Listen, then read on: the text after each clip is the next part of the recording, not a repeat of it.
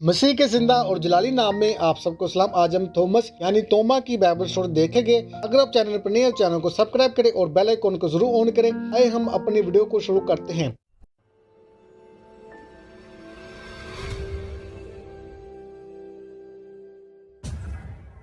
तोमा का इरामी जबान में मतलब जरवा है। शागिर्दों की चार फहरिस्तों के मुताबिक मत्ती में वो 7वें नंबर पर और मरकस और लुक्का में वो 8वें नंबर पर तहरीर किया गया। हम यीशु के जी उठने के बाद अमाल की फहरिस्त में उसे 6ठे नंबर पर जगह दी गई। तोमा की शख्सियत में उतार चढ़ाव का अंसर साफ नजर आता है। वो कभी बुलंदी पर तो कभी पुश्ती में नजर आता है।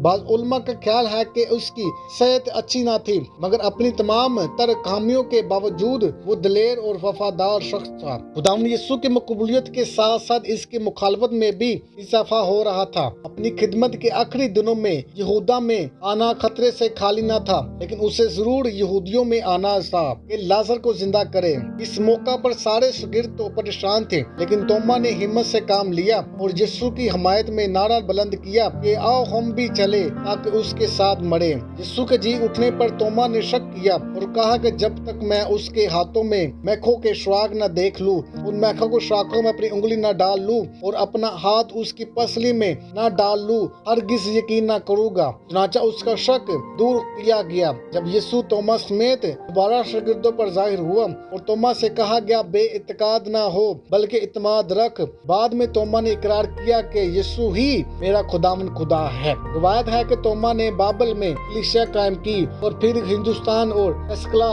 तक भी आए और उसे मद्रास में शहीद कर दिया गया। अगर आप चैनल पर नए हैं तो चैनल को सब्सक्राइब करें और बेल आइकन को जरूर ऑन करें।